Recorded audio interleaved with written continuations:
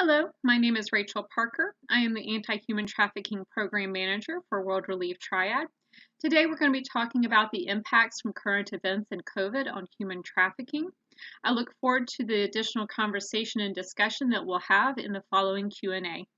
The objectives that we're going to be going over today are the impact of COVID on human trafficking locally and survivors, and the services that we often engage for survivor support and the impact that that has had on it as well. The general awareness of immigration assistance resources available, and the impact of conspiracy theories on the human trafficking movement. These are going to be brief topics, so again, I look forward to the conversation and the questions that you have in the following Q&A. So as with any human trafficking presentation, we have to talk about the definitions. The U.S. defines human trafficking according to sex trafficking and labor trafficking. On the slides today are the definitions from the U.S., the national definitions. North Carolina, though, has had definitions mirroring these definitions since 2007. And as you can see in the breakdown, we will have in a following slide that will break down this information. We'll go through that further, but I do want to talk about some key points to be aware of as we continue the conversation about human trafficking. So sex trafficking is the recruitment, harboring, transportation, provision, obtaining, patronizing, or soliciting of a person. These are the actions with which we find people often being pulled into or trapped into trafficking situations. As the Trafficking Victims Protection Act has to be reauthorized every couple of years, we are identifying new methods and ways to be aware of the exploitations that are happening, and we are adding to these on a continual basis. By identifying and enhancing the action methods that we're seeing, we're able to build new tools and resources to combat it and to prevent it as well. The other aspect is for the purposes of commercial sex act. Now, in a commercial sex act, we often think of the exchange of money. However, it is anything of good or value that is exchanged, be it a couch that someone is sleeping on because they are homeless or they have run away, or for rent where someone is demanding sexual services and sexual acts because of rent, or food, or just any items that are being exchanged. Sometimes favors can be traded as well. And so those are things that we need to be aware of as it expands what we're understanding and seeing as this exploitation, and in which those acts are induced by force, fraud, and coercion. Coercion is the biggest one that we see, but it is the hardest to prove. It is the creation of fear or love or a belief or a dream that someone continues to exploit to keep that person in line or doing the things that they're wanting them to do. The force, fraud, and coercion is a huge piece out of this definition. That is how we identify trafficking. That is what, as providers and law enforcement, we are seeking to identify to be able to provide those services and investigate and prosecute this crime. The last part of this definition to really identify and key in on is that in which the person induced to perform such an act has not attained 18 years of age. There are special protections for minors. And if a commercial act, again, it does not have to just be money, it could be anything of good or value, is being attained from a minor, then you do not have to prove force, fraud, or coercion. The simple means of, or the not so simple means of exploiting a minor for sex and a commercial gain, then that is human trafficking. So next we have labor trafficking. It has similar action items. It's a little shortened, but recruitment, harboring, transportation, provision, or obtaining of a person for labor services through the use of force, fraud, and coercion. Again, I want to highlight force, fraud, or coercion for the purposes of subjection to involuntary servitude, peonage, debt bondage, or slavery. Debt bondage and peonage are similar in that they are paying back or have something that they have to meet in order to get out of the situation. Within debt bondage, we will see false interest rates being charged. There is even an example of something as high as a 400% interest rate that was charged in North Carolina that federal law enforcement identified. But if there is an interest rate that is being charged, even if it's, you know, just a little one, but it was not identified, then that is a problem. You have to knowingly have accepted and entered into a contract that has an interest rate. The other thing that I want to identify in this particular definition is the identification of slavery. Slavery is the most egregious form of an egregious crime. Not all of human trafficking warrants the definition of slavery, but slavery is human trafficking. And if you have any questions following that, we can talk about it further as well. But I do want to make that distinction known because not all of human trafficking and the situations that people are experiencing and that are being exploited in are situations where someone is wholly owned, completely owned by another person. And so we have to understand the differences in these languages so that we can accurately identify, report, and seek services for those folks. As promised, here's the slide breaking the definition of human trafficking down. As you'll notice, the action is not as complete in this one. It just captures some of the key points, but it is more digestible. And so just wanting to make sure we're putting that down because the definition can definitely be a little overwhelming. But the means, again, the force, fraud, or coercion, that is what we are looking for if it's in the purpose of commercial sex acts or labor services.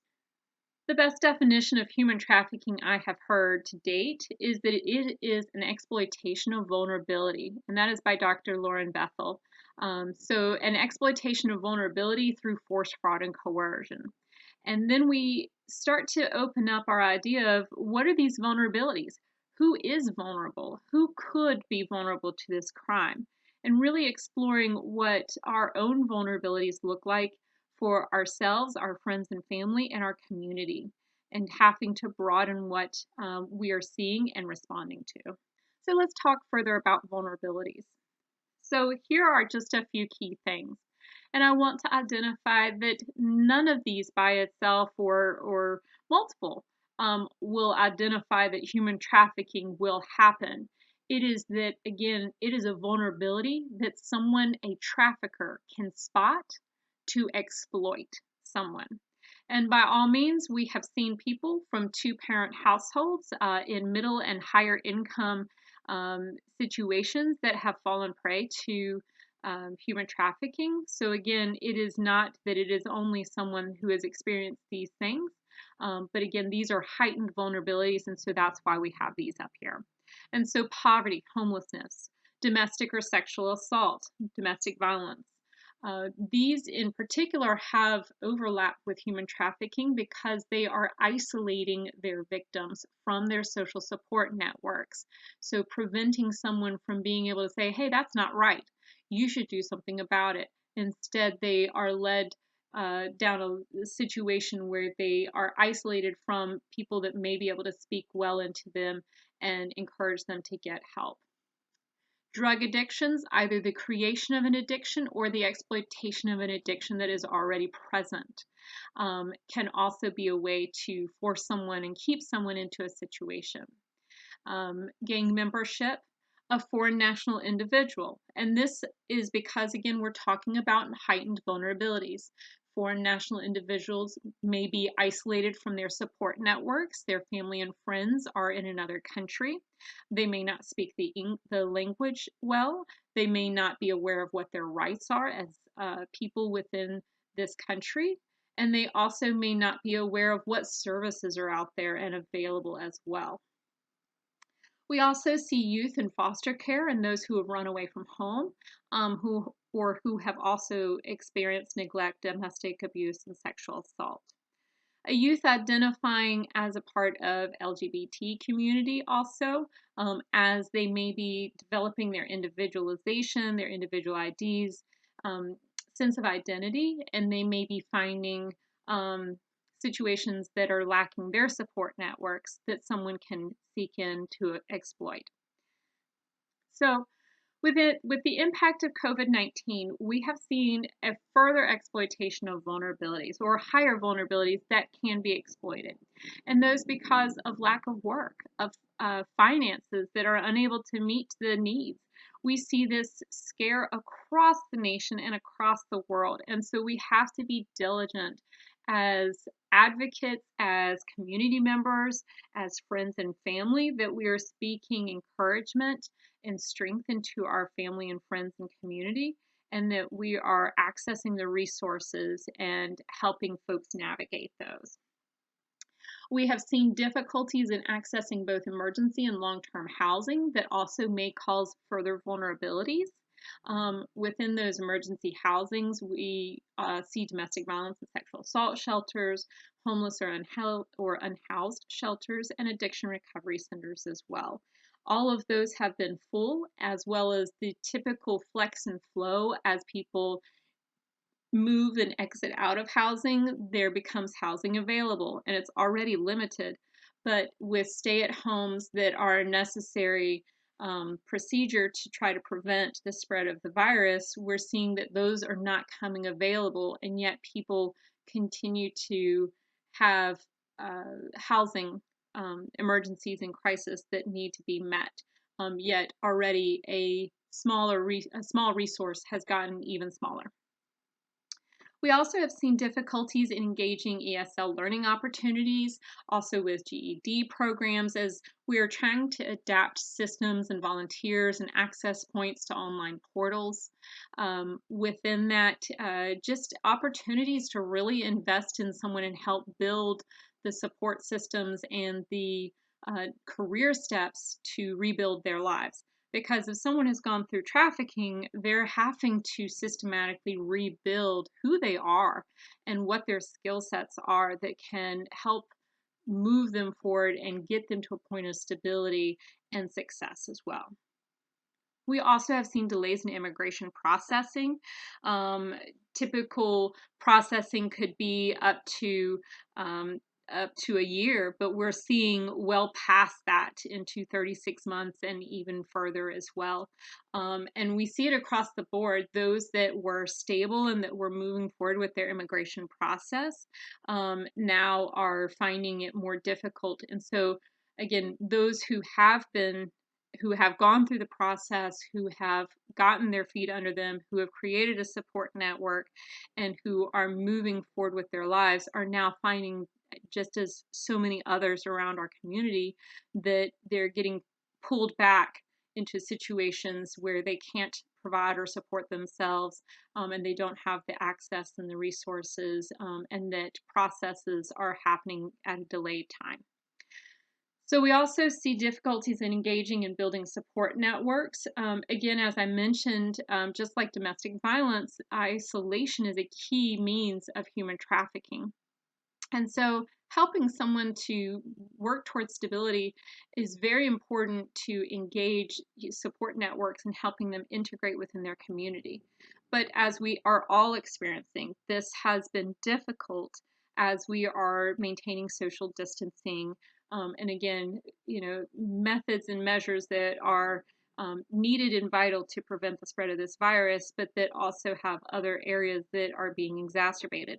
And so I identify this, obviously we're all aware of it, but just making sure that we're tuned to what can we do and how can we create new opportunities that are going to address these situations. We also have seen successes with clients who have been incredibly resourceful and who have recognized within themselves that resourcefulness. And so we are so excited every time that we see that. And then also the autonomy through online portals that we, even a couple of years ago, would not have had access to.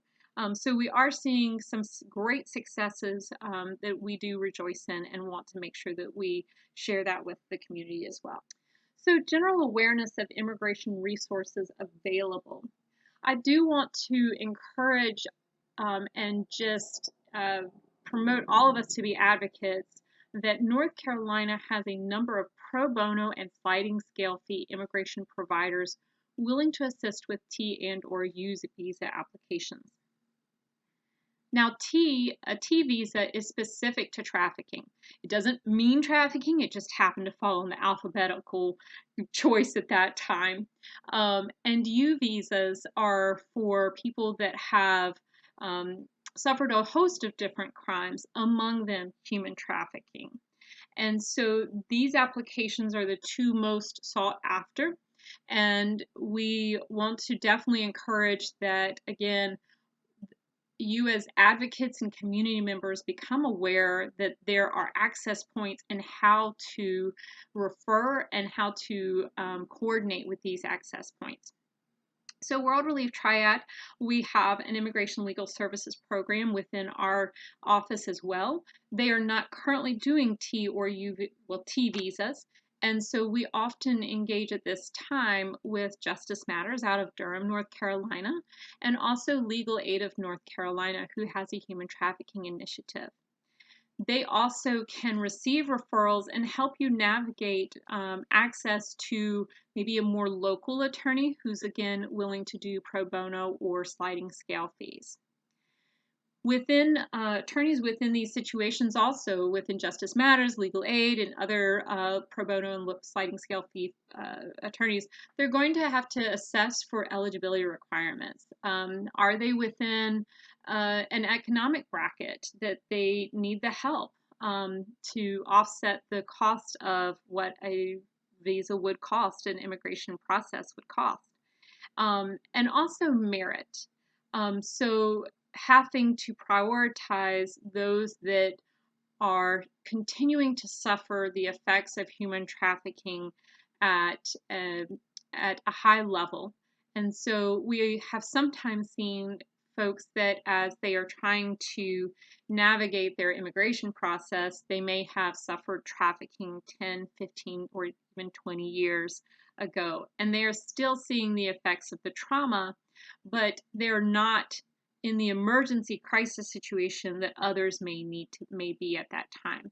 And so those with pro bono or sliding scale fees will look to prioritize those that have the highest need at this time. So just to be aware of that. However, in talking about this, again, I urge us all to be aware of what these resources look like. The North Carolina Human Trafficking Commission is building a list of providers, and I encourage you to visit their website throughout the months to see what that provider list looks like. But we have seen a concerning trend across North Carolina where T visa applications are costing between $9,000 and $19,000. And when we're talking about people with few economic resources, this is another form of exploitation and victimization, and I encourage us to be vocal about this and that this is not ethically able to be done, and that we are able to encourage folks to seek assistance from, again, many of the pro bono sliding scale fee immigration attorneys around the areas. Those who are charging these high amounts are also encouraging and referring their clients to the Trafficking Victim Assistance Program, which World Relief also engages as a subrecipient of this grant, and so we provide assistance according to this grant to help clients offset the cost of fees.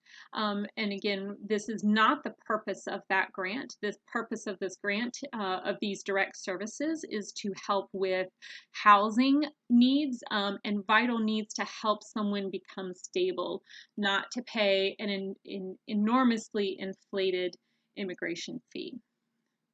So we also want to identify that potential applicants have identified themselves that they may have felt that paying an attorney may have that attorney fight harder for their case. And I want to highlight this because we have to be aware as family and friends and community members what we're talking to people about, and any kind of stereotypes that we may be unfortunately adding into. In fact, I see the opposite end of this, that those in pro bono and sliding scale fee opportunities are doing this out of the passion of their heart, and they are wholly there to help put a remedy to this situation that has been exploitive and to try to be a helping hand in that. Whereas those who are charging fees may be doing so, maybe looking at the next charge that they have to make, and may not be as aware of what their impact is on this particular person. Now, in stating this and asking y'all to be vocal about what the resources are out there, I also want to identify that I'm not an immigration attorney, and unless you are, please do not provide immigration legal advice unless you are an attorney. We have to be diligent about that, but as community members, as concerned citizens, we have to also be responsible to help folks navigate to resources, and then they can seek that resource and talk with them about what their capacity and eligibility is. All right, so conspiracy theories, how do they hurt the anti-trafficking movement?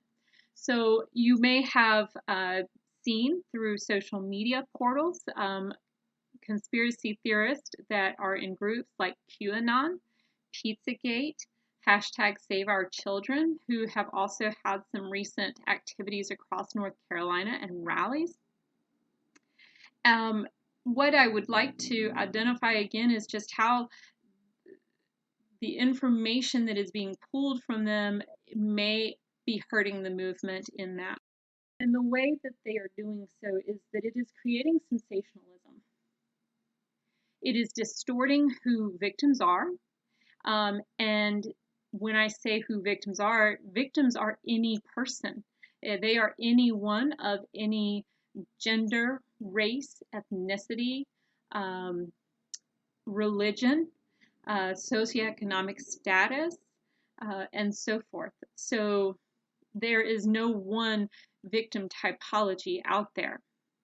There also is the kidnapping myth, where people have identified that someone may be following them in a grocery store or a supermarket or a gas station.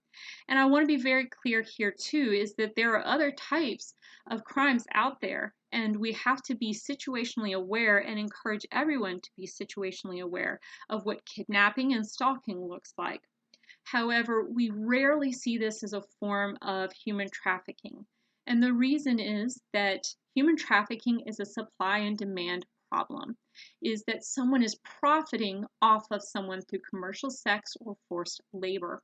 And when you are profiting off of someone, you want to make sure that you get the biggest bang for your buck, that you keep using merchandise that is popular, essentially. And so if you are kidnapping someone where a community is looking for this person, that makes that person less able to be exploited to the level that traffickers often seek to exploit people. And so it makes them hot, essentially. And traffickers will most often steer clear if someone is actively looking for that person, or a community is actively looking for that person. So it also inhibits prevention because of the misidentification and what these vulnerability factors are. It causes misunderstanding of what human trafficking is. If you look on social media sites that are around these groups, you often see, sensational pictures, slogans, but you see very little factual information. You see people that are being pointed out as potential traffickers or pedophiles and so forth that are destroying relationships and reputations, but again, little factual information. And so I really encourage, we have to be an informed population. We have to be an informed citizenry that is understanding what trafficking looks like so that we can accurately identify it when someone is standing across from us. We also see wasted resources, so victim services and law enforcement that are called to respond that may have several responses, and they have to choose which one to respond to or prioritize. And within responses to human trafficking, we often have very little time. There is a heightened sense of urgency because of the level of exploitation and the level of this crime is that that person could be gone soon. And so we want to prioritize those with the significant red flags of human trafficking, and we want to preserve those resources and not burn out folks who are on the front lines of this in responding. We also have seen the flooding of the national hotline. I have been on the call waiting, trying to get to respond to a call that we had requesting resources for emergency resources for potential victim, and I waited 20 to 30 minutes on the call. Now, if you have information that you need to give, if you have information that you're seeking from the hotline, again, I do encourage you to call them, but I also want to make sure that we are not calling them for false reports.